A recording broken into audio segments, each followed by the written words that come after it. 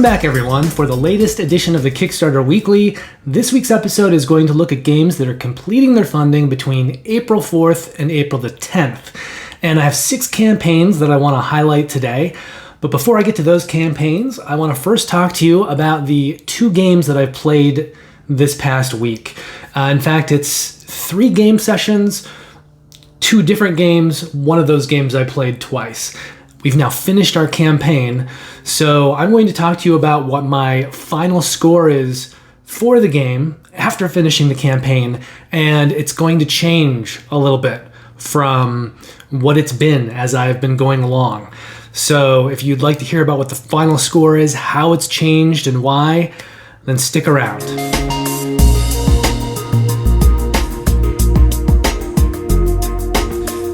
So first up is Descent: Legends of the Dark, and this is the big cube box of Descent, the most recent version. It's called Legends of the Dark. It's kind of a standalone. It's not connected to the previous versions. It's not even called Descent 3. We're not sure if maybe eventually there is a 3 coming, and this will just be its own kind of side game that is unrelated to the others. I believe there are 16 scenarios in a campaign. We actually started a campaign, we got 3 games in, and then my fiance Kristen decided that she really wasn't having too much fun with it. So we restarted the campaign with the idea that Ryan and I, who are the other 2 people that were playing, would take on 2 characters each. And we thought, playing the maximum of 4 characters in a scenario, we might be a little bit better balanced and just might be a little better positioned for some of the scenarios. So we took that opportunity to kind of switch up the number of characters that we were playing. On the very first scenario that we reset, we actually had another friend of ours come in and join it just because he wanted to see the game. And then this most recent weekend was us replaying the second scenario. So we've now played 5 scenarios, but 2 of them are repeats. We have 1 repeat left, and we'll be off kind of on the campaign, moving beyond where we started. I'm not that upset about restarting the campaign. I think Ryan and I are both having a very good time playing it, but it should be stressed that the game is very app dependent. You can't play it without the app, and there's a lot of cutscenes in the app. Some of them have narration, some of them don't. Some of them are just screens of text, and the dialogue and the way that the characters speak remind me a lot of some JRPGs. And that's not really a compliment. There's just a lot of kind of minor and nonsensical drama between the characters. Now, when I would encounter those kinds of cutscenes in JRPGs, it just felt badly written. Just a lot of kind of infantile drama, almost nonsensical, just very juvenile writing. And some of it may be due to bad translation. But it was always something you just kind of had to get through, and it wasn't very well written. The same thing's true here. And unfortunately, there are a lot of these screens that you kind of have to get through. It's just a lot of garbage, really, in my opinion.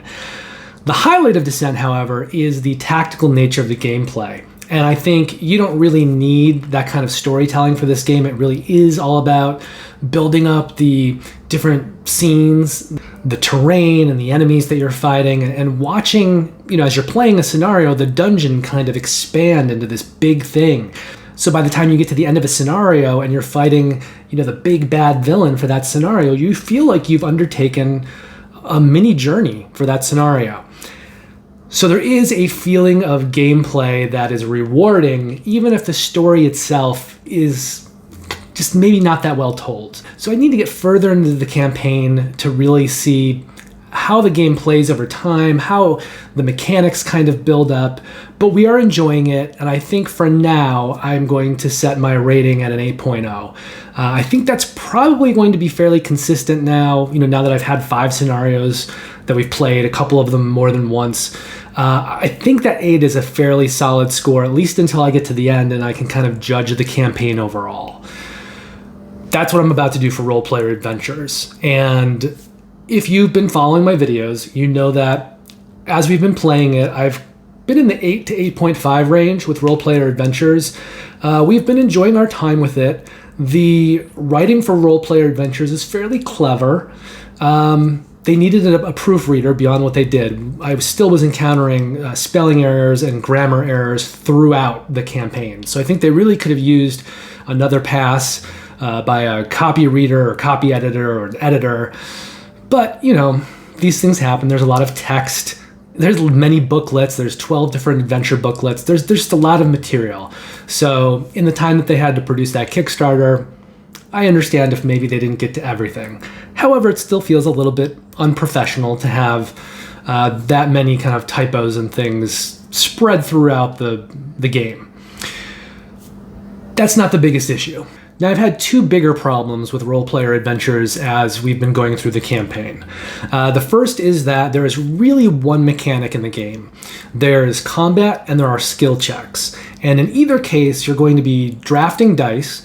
You can use some cubes from various stats in your pools to put specific dice into those pools. And then you're going to roll the dice and you're going to use your hand of cards to manipulate the dice. And if you're doing combat, there's kind of one way to do it. If you're doing a skill check, there's another way to do it. But the differences are very minor. It feels like two very similar takes on the same mechanic. But that's the game. That's really all you're doing in the game. Just these two versions of this mechanic over and over and over and over. I would have liked more mechanics. This game came out in 2021. There was another big kind of cooperative game that came out in 2001, which was Sleeping Gods, and that game just blows this one out of the water. It's a much better game. It's much better designed. The writing is better, and there's much more going on mechanically. It's just a more involving, more fun game to play. This one gets very repetitive over time. So that's an issue. The other problem is that there are a lot of narrative storytelling choices that you make. And it became evident to me as we were playing that those were very cosmetic. Yes, when you made a choice, it might determine something that happened later. But it's kind of like those Telltale video games where it really more feels like it's giving you the ability to make changes, to kind of be the arbiter of your own destiny. But it's not. It's just all cosmetic. There are a few little service things that are changing depending on your choices. But overall, you're still taking the same journey. You're doing the same campaign. You're hitting the same story beats. There's just, room for a little personalization along the way.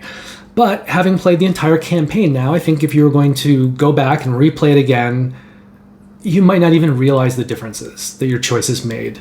They're that cosmetic. Now, I was hoping that as we played, I would get to the end and there'd be some big grand finale that would save the game, save the campaign in some way, make the journey, because your journey is most of what you do. It's not just the destination, it's often the journey. And I think even though the game was repetitive, even though there were some spelling and grammar errors in all of the books and things, we still were enjoying our time with the game somewhat. It was kind of off and on. It depended how repetitive it got. But we were looking towards the end of the campaign to kind of pull things together and leave things on a really good note, tie things up in a box with a nice bow, and have us be able to look back at the campaign and our experience with it with pleasure, with joy.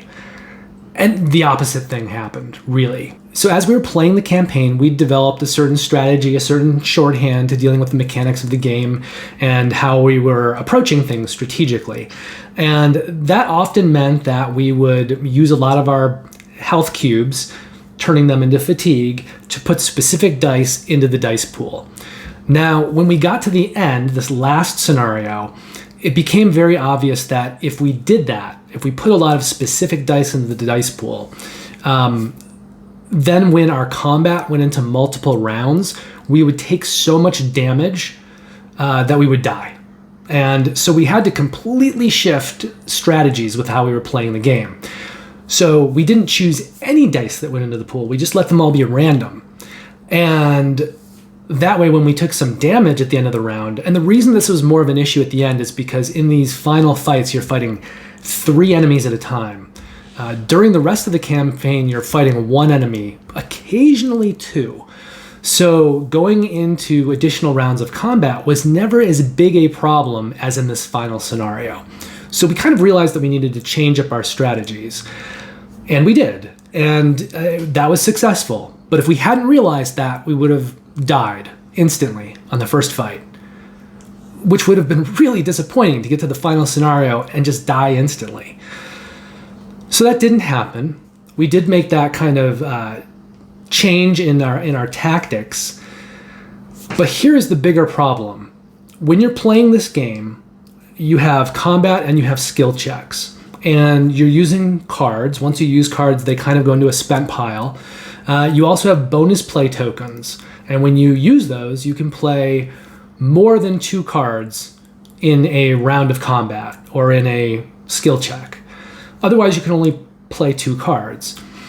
So you kind of accumulate these bonus play tokens over the course of the campaign. We'd gotten to the point where we had 6. So anytime we went into a skill check or a combat, we could use up to 6 bonus play tokens. Now, once you've used those, you can't use them again until you rest.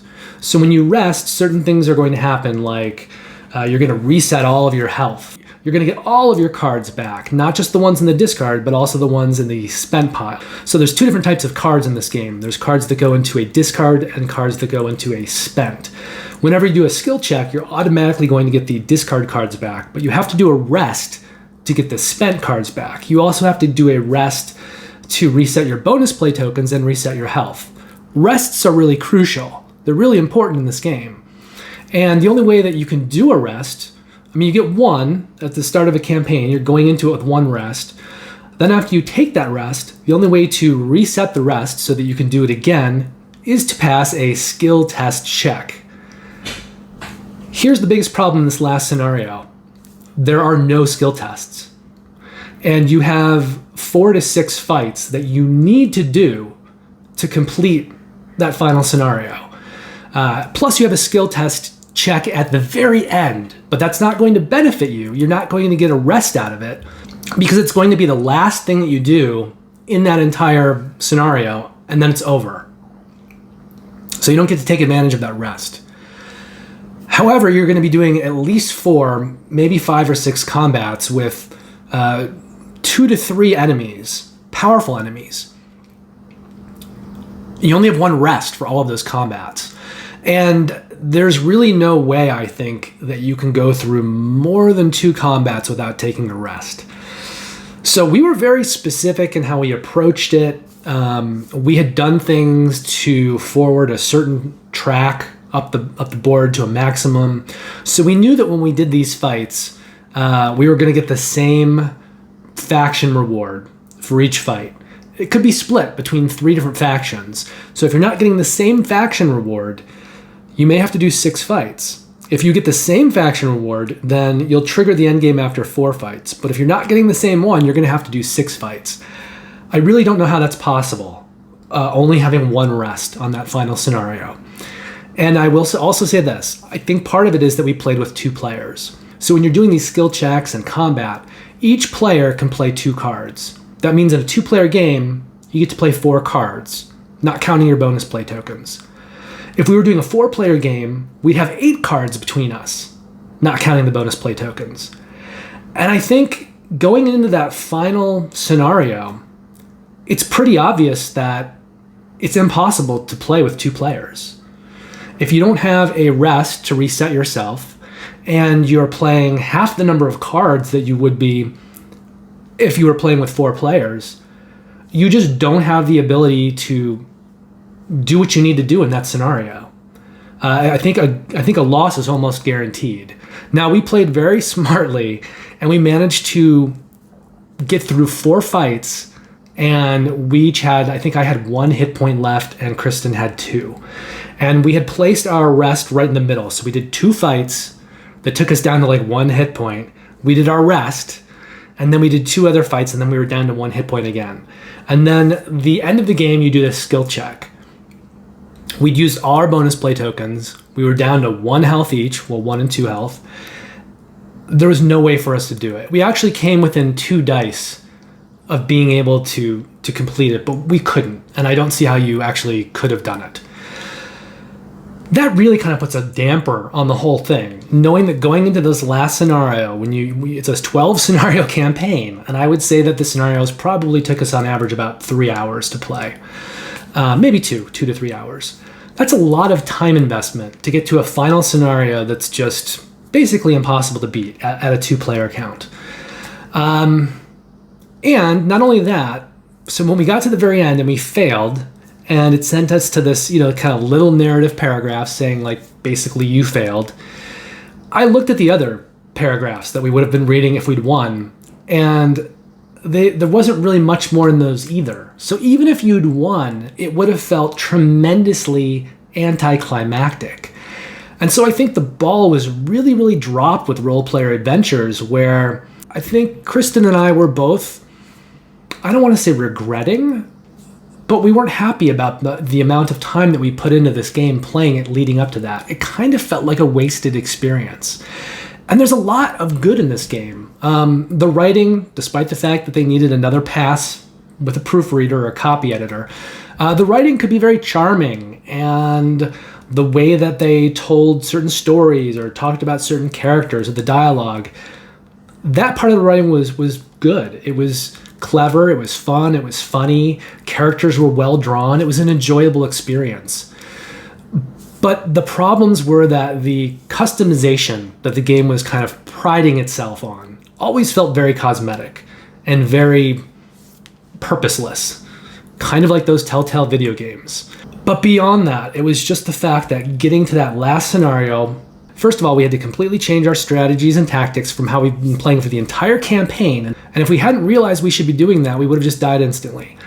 But we made that adjustment. We changed the way that we were playing. We were able to get all the way through, successfully beat all 4 fights, and got to that final skill check. And there's nothing more that we could do. And I just don't see how you really could have done more with 2 players. So it was, when all is said and done, it was a disappointing experience. And when I look at the price of the Kickstarter, I think it was $152 for everything. The Kickstarter shipping, the Nephros Judgment, which was kind of expansion content that you could throw in. And that felt very exciting too, because that allowed you to make kind of individual choices with your character over the course of the campaign when they would encounter little story beats. And that felt like it was going somewhere as you were doing it. And then you got to the end, and that didn't really go anywhere. They needed better writing in that last scenario. They needed a culmination of that story. They needed things to pull together and to give you a final experience that felt like a climax or a finale, that gave you a conclusion in some way, win or lose, that, stuck the landing, put a pin on it, and made you feel like you'd had this good campaign experience. They didn't do that. The whole thing just got kicked out from underneath us. And, I thought, I'm planning on launching a Twitch channel later in the year. I'm planning on playing different kinds of games live. And some of those I want to be campaign games. Some of them may even be campaign games that I play solo. But I think I'll probably be picking and choosing things like, this campaign's better to do solo. I can kind of do that whenever. This campaign's better to do with friends. This will really benefit from a group of people having fun together and playing it. And so I'm kind of eyeballing different games to be playing in different ways. And I'm a huge fan of narrative campaign games, and I think those will lend themselves very well towards live plays, and the audience can get involved and be excited to come back for the next chapter. So I had considered maybe keeping this game and then replaying it on the Twitch stream, maybe in a year, maybe after I'd forgotten some of the game, the choices, because if they're as cosmetic as I think they are, I figure if I wait for some time to go by, it won't really matter if I don't remember it as well. And I can play different characters. There'll be some variability in it. There's also a legendary mode, which I thought we could go in and do the legendary mode and have it be even harder. I don't feel the need to do that anymore. I don't want to play the game again. Kristen doesn't want to play the game again. And I don't want to waste that much time having people watching this campaign and then have it just get to the end and have it be this wet fart and have everybody watching it be underwhelmed by the entire viewing experience. So this is not a game that I will be holding on to. It's not a game that I will be replaying. It's a game that I'll be reselling. I don't know. It's a disappointing experience overall for something that had a hell of a lot of potential. And, you know, I've been rating it 8.5 as we've been playing along. I was kind of waffling. I didn't know if it was going to go up or going down. But I think the finale was so underwhelming, and it made the entire experience kind of deflated after the fact, that my final score for Role Player Adventures is going to come in at a 7.0. I think if you like the mechanics and you like D&D type campaigns, you're still going to have fun with it.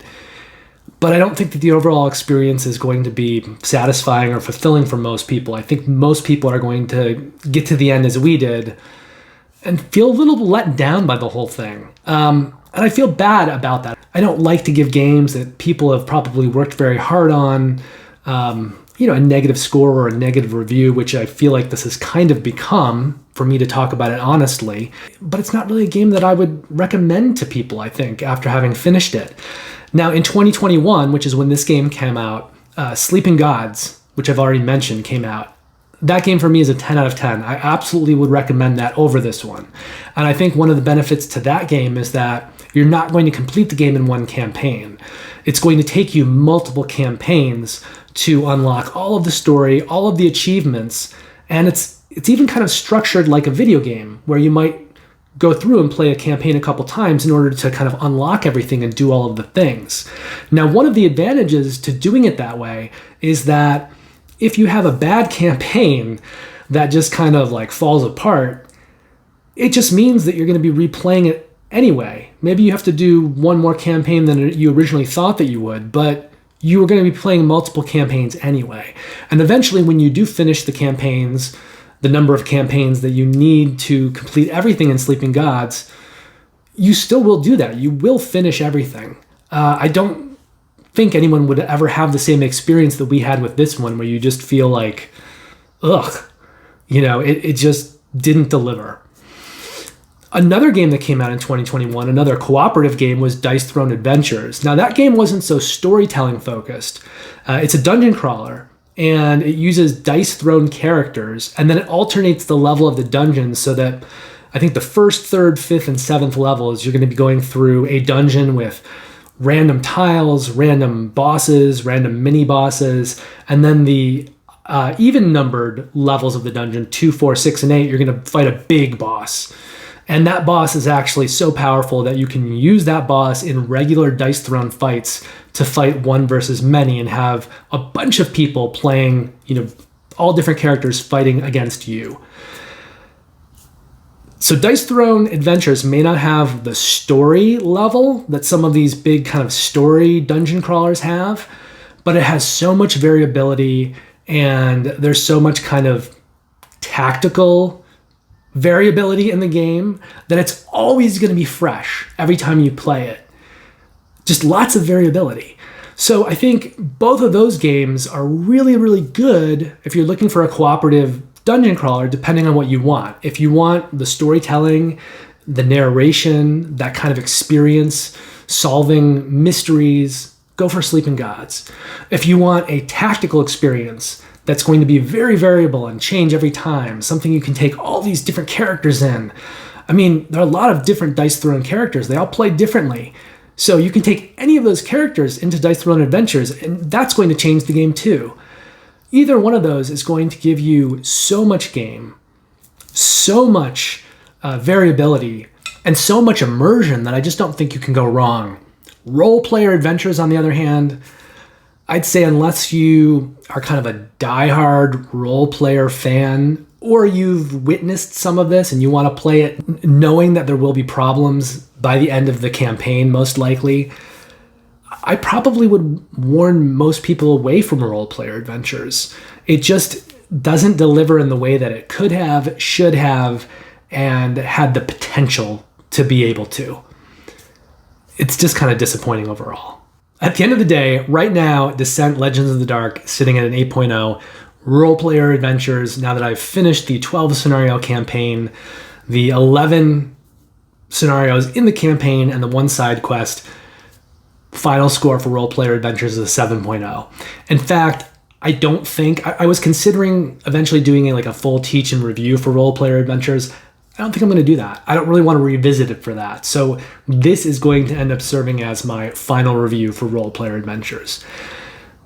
That said, let's move forward and talk about the 6 campaigns that are going to complete their funding this week.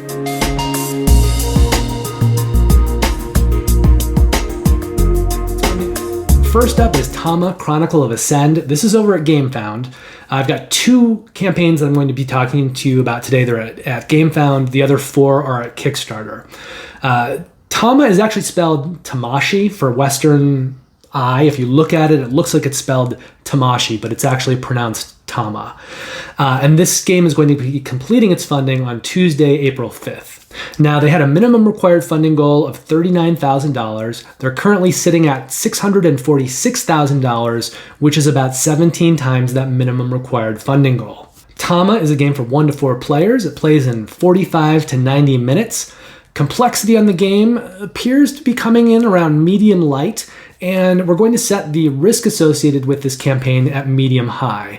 Now, it is being done by an offshoot of Awakened Realms called Awakened Realms Light. They have run a couple of Kickstarters before, but they are sort of their own entity, even though they're linked to Awakened Realms, and they haven't had the same kind of success with their campaigns as regular Awakened Realms has. So that medium-high risk is just reflective of the fact that they haven't had as much success with their campaigns as kind of their parent label.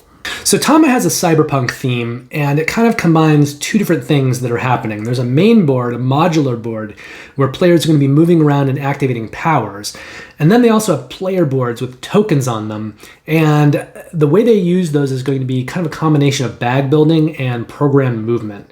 So they're going to be drawing things, putting it out on their board, using programming to move it around, and that'll kind of play into how they can move their character around the main board to activate various things. But it's really kind of a puzzle game, and it's the way that those 2 different boards interact and work together that determines the nature of the puzzle. Now, I realized as I've been talking to you that I'm shooting this a little bit later in the day.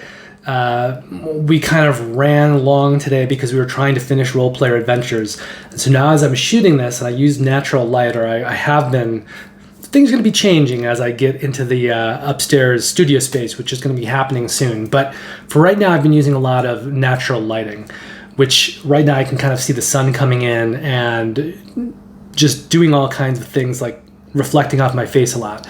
So I'm going to sit a little more over here while I talk, just so that the light won't be as distracting. So there are 3 different designers on Tama. Camille Sanik-Cisla has previously worked on Bees, The Secret Kingdom, The Great Wall, and Siege Storm Siege Mode.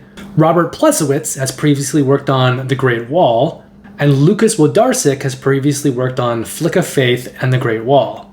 Unfortunately, there's no artist credited anywhere. I usually check around a few different places, on the Kickstarter page, in a rulebook if they've shared it on the Kickstarter page, in Board Game Geek, usually they have files listed there, rulebooks and things. Nothing. So there are no artists credited anywhere, so I can't share with you who the artists are for this project, which in general I find very disappointing. I always think that artists should be credited. Finally, Tama, Chronicle of Ascend is being published by Awakened Realms Light, who has previously published Bees, The Secret Kingdom, Flick of Faith, and The Great Wall. Now, there are only 2 different pledge levels for this one. For $73, you can pledge the core pledge. That's going to get you the base game and the stretch goals. And then for $113, which is the cyber pledge, you will add on to that the miniatures box. As far as add-ons go, for $44, you can add on the miniatures box, which is called Edge Runners. I'm not sure why you'd want to add it on instead of just doing the higher pledge level that includes it, but maybe for some reason you want extra copies of the miniatures. For $6, you can add on the Owlman expansion. It's a small little character expansion that includes the miniature, a standee, I think, as well, and just a few components for that character. There's also 2 different versions of the Katie's Diary expansion. For $12, you can get Katie's Diary expansion, and that is the version with a standee. If you want the miniature version, that's $22, and it's called the Katie's Diary expansion miniature version. And that version includes the miniature for the character. Now, there's a super narrow shipping range for this game for the continental US. So if you're pledging for the core pledge, then shipping is going to be $23. If you're pledging for the cyber pledge, then shipping is $24. So there's only a $1 difference. And then finally, Awakened Realms Light is planning on delivering Tama Chronicle of Ascend in April to May of 2023. So that is over a year from now. The next campaign on the list is Ares Expedition Discovery Foundations Crisis. This is 3 expansions for Ares Expedition in one. This had a minimum required funding goal of $20,000. It's currently at $641,000, which is 32 times that minimum required funding goal. Now, Ares Expedition is going to complete its funding on Friday, April 8th. This is a game for 1 to 6 players. Takes about an hour to play. Complexity is medium heavy, and we're going to set the risk of this campaign at low. Now, interestingly enough, I think, Ares Expedition was designed as a kind of more portable, simpler version of Terraforming Mars.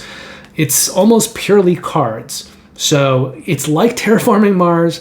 It takes up less space on the table, theoretically, and there's less going on mechanically, and it's not as complicated. It's not as heavy a game, complexity-wise, theoretically. But now that they're adding all these expansions onto this, it's kind of padding the game back out to the point that it's growing in size and, approaching Terraforming Mars. So I think that's interesting. It's something to note. If Ares Expedition was something that you were looking at originally because you thought, yeah, I want Terraforming Mars, but I want a simpler, smaller, kind of more portable, more bite-sized, simpler, easier version of Terraforming Mars, that was certainly the case when Ares Expedition launched originally. But now that they're doing this campaign, I think they're starting to expand it out back into Terraforming Mars territory. I don't know what that really means for people. I think for me, that means maybe I don't need to deal with Ares Expedition because I'd just like to go back to Terraforming Mars. And I wonder if for some players, they're going to feel like Ares Expedition is kind of running away from them as it's bloating itself out. But here we are. Nevertheless, if you like it, maybe you'll be really excited about the fact that you're getting 3 new expansions for this game.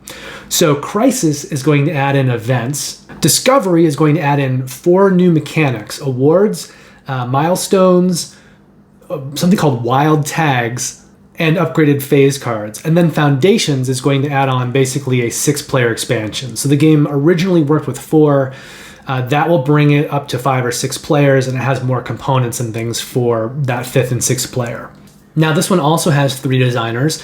Sydney Engelstein has previously worked on Ands and Outcasts, Space Cadets Dice Duel, and Terraforming Mars Ares Expedition, so that's the original base game for this one.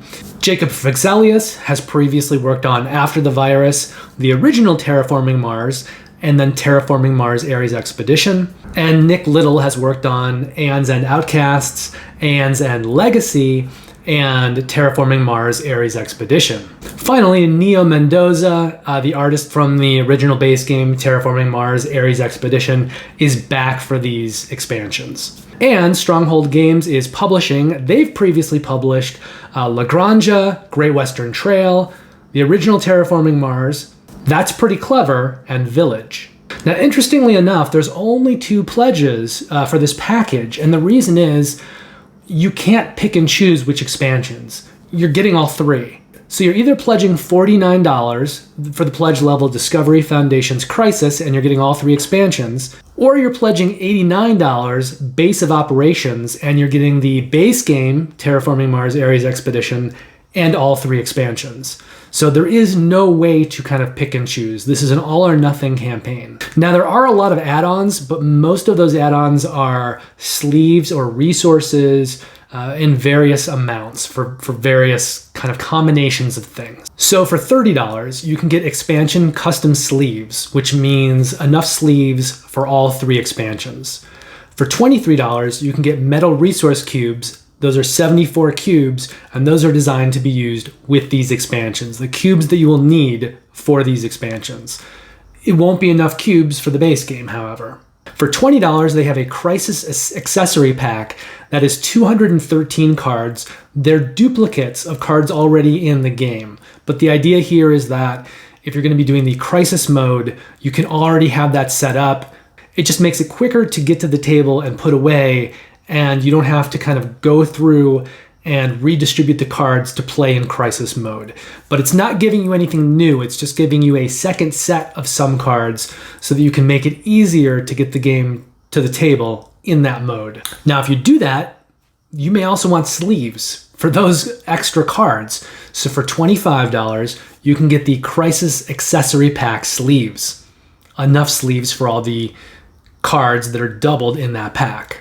For $30, you can buy the Ares Expedition sleeves. That'll be enough sleeves for the base game. So if you're getting the base game and the expansions and you want enough sleeves for everything, you need to buy both sleeve packs. And if you want enough metal resource cubes, the upgraded cubes for everything, then you also need to get the $45 add-on for Ares Expedition metal resource cubes for the base game. And that'll include 148 cubes. Then for $10, you can get dual layered player boards, and that is 4 different dual layered player boards. For $10, you can get the original Ares Expedition Kickstarter promo cards, and for either $15, $25, or $35, you can get neoprene player mats. Now, these player mats aren't a choice between the dual player boards. You can actually get both.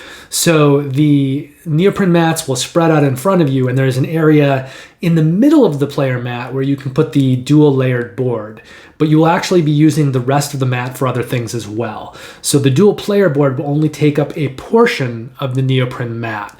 And the way the pricing on that works is that if you pay $15, you're going to get 2 mats, 25 will get you 4, and 35 will get you 6. And then the final add-on here is not for Terraforming Mars Ares Expedition, but for the original Terraforming Mars. And that is to get metal resource cubes for that game.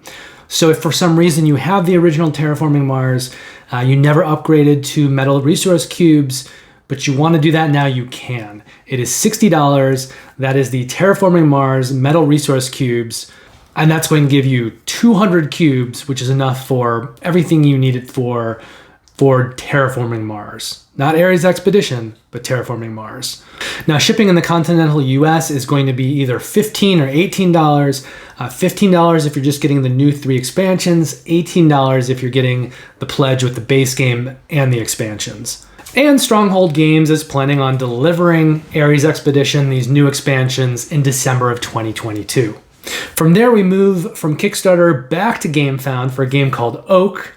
This one had a minimum required funding goal of $44,000. They're currently at $136,000, which is about 3 times that minimum required funding goal. And they are also going to complete their funding on Friday, April 8th. Oak is a game for 1 to 4 players, plays in about 60 to 90 minutes. It has a heavy complexity, and we're setting the risk associated with this campaign at medium-low. Now, Oak is a worker placement game where players are going to be using druids to cast different kinds of spells. And there's kind of some interesting takes on the worker placement genre with this one. There will be some druids that they'll be using to kind of bulk up their action power. They'll be using them almost as passive workers that supplement an action. But they're also going to be able to upgrade druids to more powerful druid types. And there are, I think, 6 different types of druids that you can upgrade to. And each one is going to have a little different kind of accoutrements. Sometimes it's a headdress, sometimes it's a cape, could be like a scarf. But you're going to actually take these little plastic pieces and put it on the workers to make higher, more advanced levels of druids. Now, something else I think people should know about, which is that Game Brewer runs a subscription. And if you sign up with them for a subscription, it is $45, and then you're going to get a 25% discount on all of their campaigns for a full year. They usually do about 4 games a year. So I looked at this, I checked this out, and I did end up doing it. I was able to pay that $45 annual subscription rate, and the amount that it reduced my pledge on this game was $32. So if I back any more Game Brewer campaigns over the next year, I know there are at least a couple that I'm already interested in, I will be saving. So I think that's something that I just wanted to pass on to you. If you like Game Brewer and you think you're going to be doing at least 2 games a year from them, I think it's a very worthwhile thing and you'll be saving some money. The second little public service I wanted to make in relation to this campaign is that Game Brewer recently did a campaign for a game called Stroganoff, and people weren't loving some of the components in that game and the way that they were finished. They didn't think that they were, I guess, deluxe enough. And so Game Brewer is actually offering the deluxe version of what people wanted through this campaign. Now, they're giving it to you for free. So if you back Stroganoff, if you want the couple extra things that they weren't able to give through the campaign, you can get them here for free. You will have to pay shipping. So if you're not pledging for Oak, you can just pledge the campaign just for that pack for Stroganoff. It's free, but then you need to pay $15 for shipping. If you decide you want to actually pledge Oak, you'll be able to add on those components, and then the shipping will just kind of be folded into the rest of the shipping for this campaign. But either way, you're getting those components for free. If you're pledging Oak, I think shipping probably isn't even an issue. If you're not pledging Oak, you're going to need to pay that $15 for shipping, but you'll actually be getting those components without being charged for them. You're just paying for the shipping. So anyway, I think anyone who pledged Stroganoff probably does want those extra components upgraded. I just wanted to let you know that this is one place that you can do it. Now, the designer for Oak is Wim Goossens, and the artist is Maciej Janik. And Maciej Janik has previously worked on such games as Detective, a modern crime board game, Season 1, Pret-a-Porter, and Stroganoff. And the publisher, Game Brewer, has previously published Chimera Station, Hentes, and Gugong. Now, this is a very simple one. If you want the game, Oak, you're going to be pledging for the deluxe version. It's $93. For $8, you can add on card sleeves, and for $0, you can add on that Stroganoff Deluxe Upgrade Pack. Shipping in the continental US has been estimated at $22. And just one final note about the discount. So for me, I pledged the game. I already did it. So you'll know for next week when I'm saying, what did I pledge from last week? Oak is going to be one of the games that I pledged. So I pledged the game, and I got the sleeves, and I got the upgrade pack. When you include shipping, it would normally be $123, but for me with the 25% discount, $93. So it was a $30 savings on a $45 membership fee, which means I need to save at least $15 to kind of make back that investment. And as long as I pledge at least one more of their campaigns in the next year, I will. And I know that they're doing like a Stroganoff expansion campaign and a couple other things, so I'm confident in the long run I will save money doing this. Finally, Game Brewer is planning on delivering Oak in September of 2022. From there, we go back to Kickstarter for a game called Ryozen. This one had a minimum required funding goal of $22,000. They're currently sitting at $137,000, which is about 6 times that minimum required funding goal. Ryozen is also going to complete its funding on Friday, April 8th. That seems to be the big day this week. I think I've got 6 games that I'm talking about, and I believe 4 of them are on Friday. Ryozen plays 1 to 4 players in about 45 to 90 minutes. Complexity is medium light, and we're going to set the risk associated with Ryozen at medium high. So Ryozen is a worker placement game with set collection. There are events that happen, and during the second phase of each round, which is the night phase, there's going to be some area majority scoring. It's not really reinventing the wheel, it's just putting some tried and true mechanics together with some colorful components and doing it in a way that I think it's going to appeal to family gamers and lighter gamers. It's designed by Martino Chiacchiera, who worked on Mysthia, Samilo, and Witchstone, Michel Piccolini, who previously worked on Wonderbook, with art by Andrea Butera, who's previously worked on Legends of Novus and Volfirian Guilds, and it's being published by Tabula Games, who have previously published Barbarians the Invasion, Mysthia, and Volfirian. For $44, you can pledge the Essential Edition of the game, or for $77, you can pledge the Deluxe Edition of the game. And that's going to add in a few extras, like a box sleeve, upgraded resources, a plastic organizer, and deluxe stretch goals. And if you're asking yourself what the deluxe stretch goals are, apart from the regular stretch goals that you get in the Essential Edition, well, the deluxe stretch goals seem to be a few screen printed tokens for player markers and things like that, and a solo mode as well as a solo expansion. So just take note, if you pledge the Essential Edition, the cheaper one, it doesn't appear that you're getting any kind of solo mode or solo capabilities in that pledge. You have to pledge the more expensive version to get the solo content. Now, as far as add-ons go, for $6, you can add on a Radiant Phoenix miniature, which is essentially an upgraded first player marker. For $11, you can add on the solo mode expansion that's going to include cards for the solo mode as well as a solo expansion.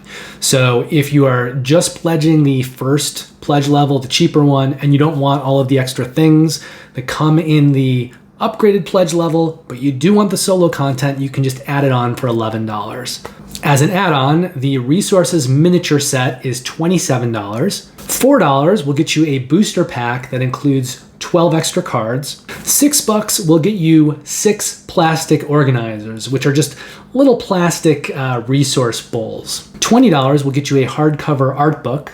$3 will get you coasters with Ryozen artwork on them, 4 of them. And for $13, you can add on custom card sleeves for the game. Now, shipping in the continental US is being estimated at $22, and Tabula Games is planning on delivering Ryozen in March of 2023.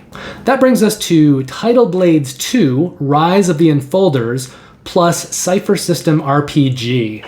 So this is essentially 2 games in one. You've got the sequel to Tidal Blades, Heroes of the Reef, which is a standalone game. So you don't need the first game to play this one, which is a good thing because they're not offering the first game in this campaign.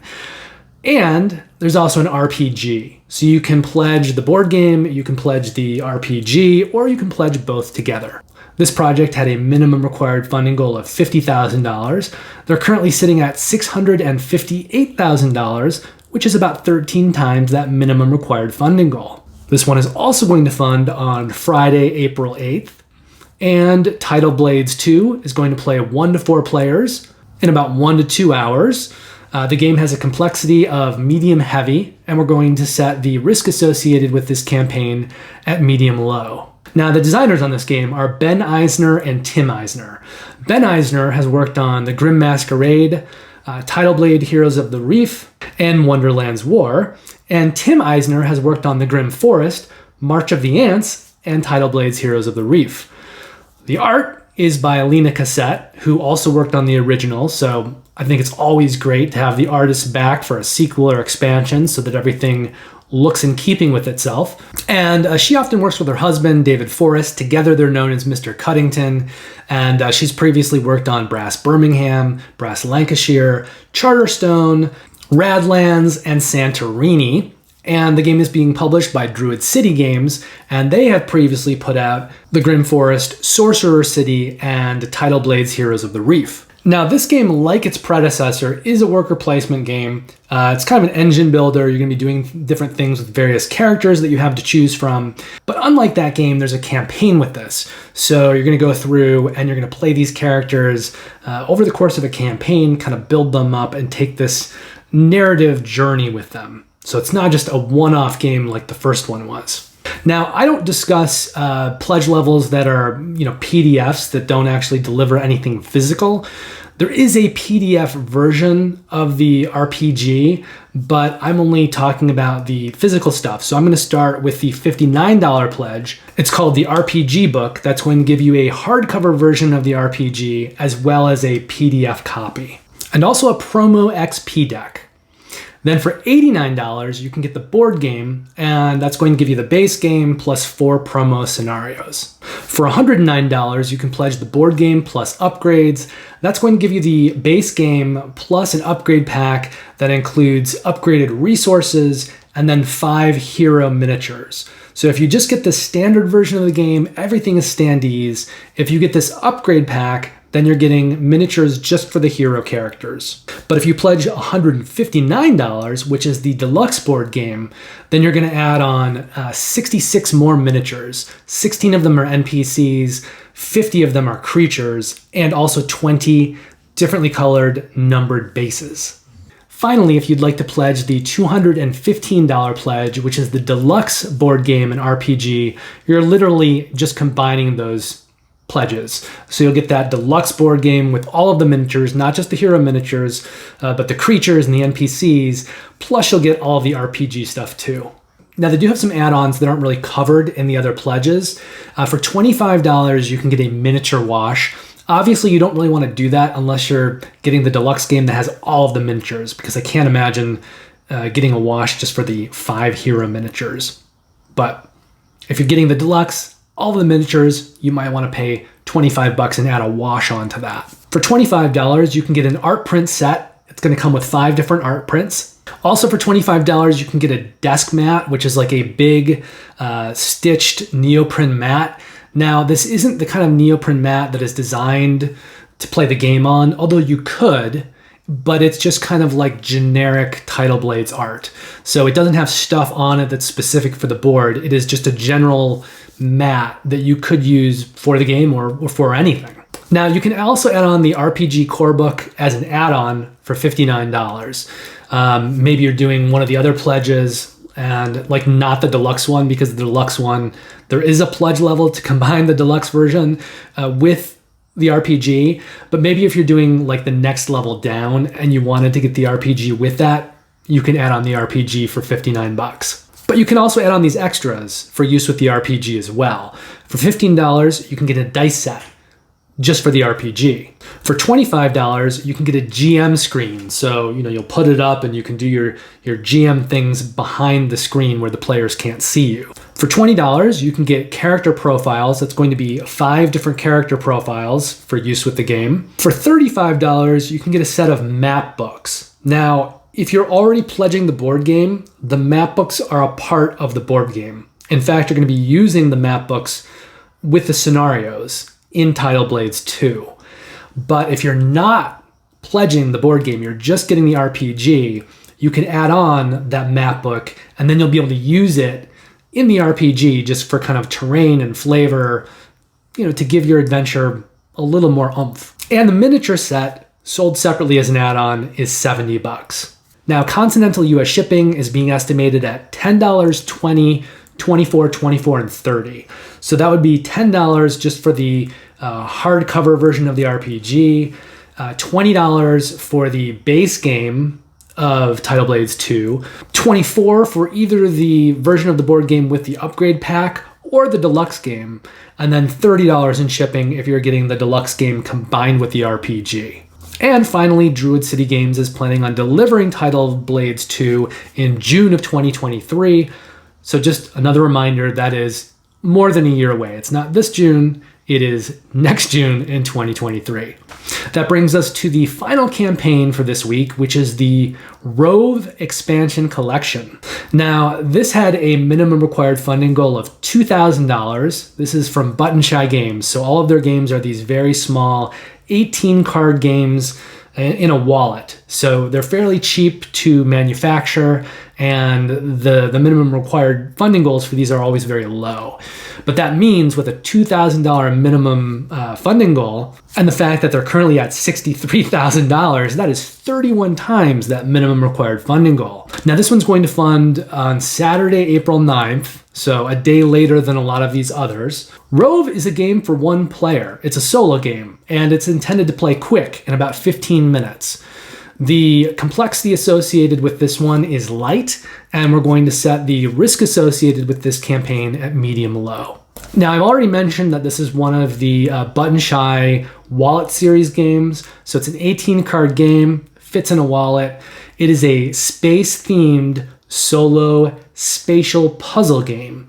And you're going to be using different cards to kind of move things around to try to get them in the right order to be able to score successfully. It's designed by Dustin Dobson and Milan Zivkovic.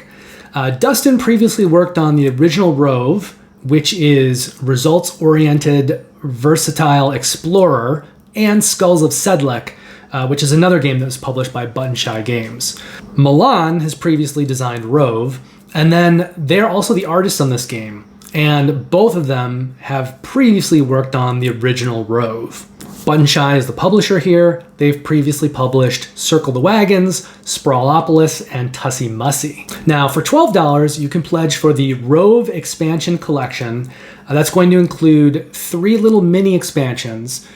As I've said before, most of the games in Button Shy Games library, there are 18 card games. So this is essentially 3 6-card expansions. Taken together, they're 18 cards. So they kind of work as an expansion collectively, and they'll all fit together in one wallet. And those 3 expansions are called Alien Activities, Cosmic Crises, and Icy Incidents. Now, also for $12, you can pledge for the ROVE base game only. For $14, you can pledge the ROVE expansion collection plus an extra wallet. And if you do that, along with that extra wallet, you're going to get the reconfigured expansion, which is another 6-card expansion. So the idea here is all 3 of these new expansions will fit together, they're 18 cards together, into one wallet. But if you're picking up that reconfigured expansion, which is 6 cards, you kind of need an extra wallet for that one. It's going to overflow. For $26, you can pledge everything ROVE, which will also include the base game and another 6-card expansion called Fascinating Flora. So you'll get one wallet with the base game, you'll get another wallet with the 3 new expansions, and then you'll have that extra wallet for Reconfigured and Fascinating Flora. In fact, if you want that extra wallet at this pledge level, you want to pledge the $28 everything ROVE plus extra wallet, and then you'll get that 3rd wallet. So you'll be able to put Reconfigured and Fascinating Flora in there, and then if they ever released like another 6-card expansion, you would have room for those final 6 cards in that 3rd wallet. For $45, you can pledge the Button Shy Instant Collection, which is going to give you everything we've already talked about, plus Sprawlopolis and Tussie Mussie, which are 2 of their biggest sellers. But you won't get that extra wallet. If you want that, you need to pledge $47, the Button Shy Instant Collection, plus extra wallet. Continental US shipping on this one is being estimated at $5, and they're planning on delivering the ROVE expansion collection in June of 2022. So just like I kind of make note when it's a year off, I feel like I should make note that this is June of 2022. So because this is Button Shy and they're doing these very small 18-card wallet games, they can get this delivered in just a few months. So if you pledge this game, it's going to be coming soon, this June. Finally, let's talk about the games that I backed from last week.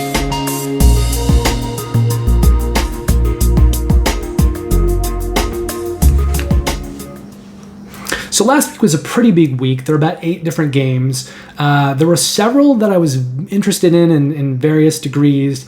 There was one that I was really interested in that I did not pledge, which was Sentinels of the Multiverse. And the reason is that has a lot of overlap with other games that I already own, like Aeon's End, like Marvel Champions, the card game. And I have a friend who already owns the new Sentinels of the Multiverse Definitive Edition and is pledging the new content.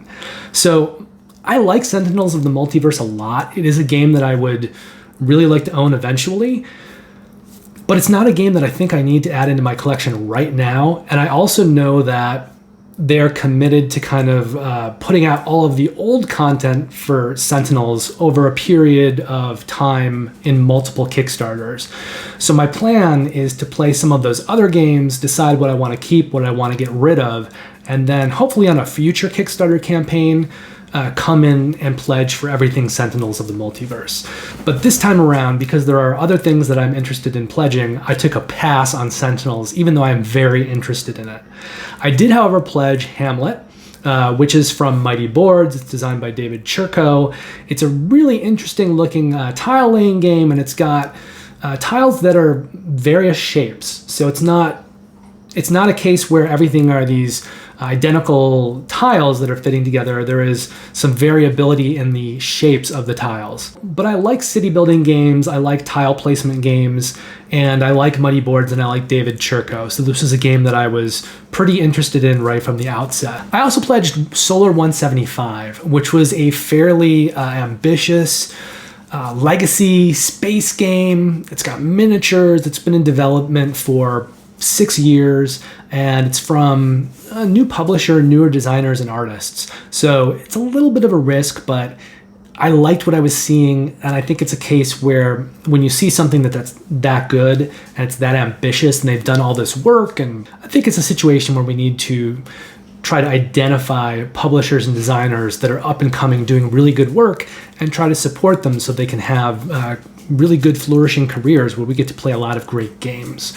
So I pledged Solar 175, and I'm very excited to see how that space-themed legacy game turns out. And then the third project that I pledged from last week is Small City Deluxe Edition.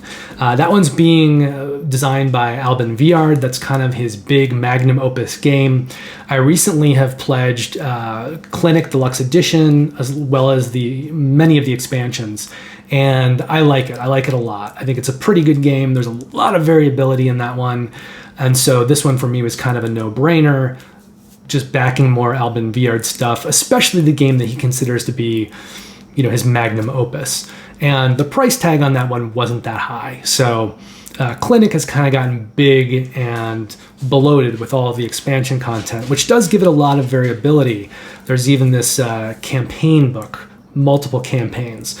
So Small City is not that big yet. I don't know if they'll do more content in the future, but at least for now, it's sort of a smaller, more manageable game size from a designer that I know that I like.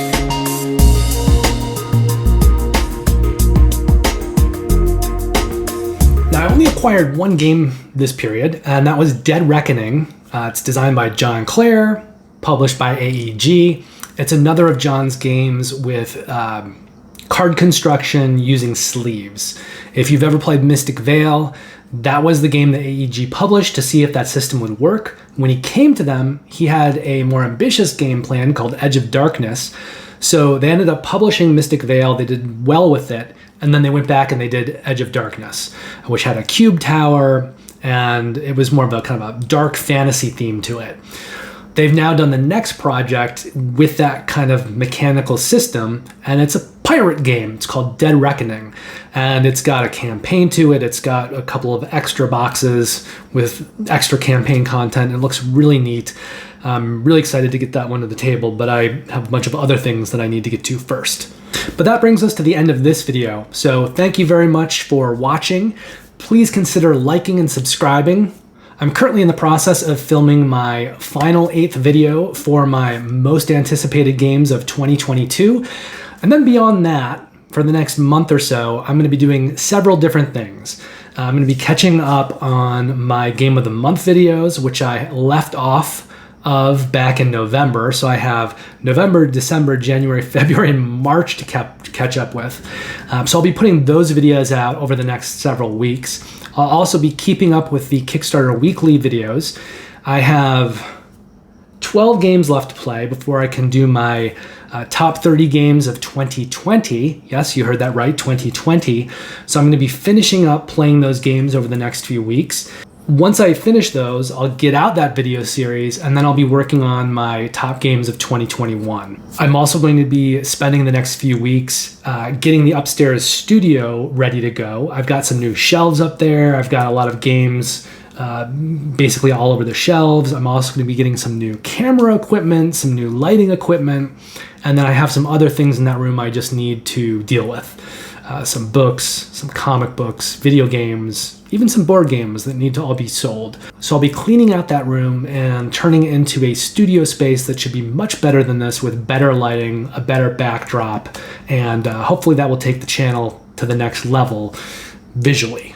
So take care, have a great week, play lots of great games, and join me for next week's Kickstarter Weekly, which will include more campaigns that'll be completing their funding the following week, as well as some more games that I'll be playing. I know I'm going to be playing Hallertau and Smartphone, and probably In Too Deep, and maybe some others. And I'll be talking about all those next week. But before that video launches, the final video of my most anticipated games of 2022. See you soon. Take care.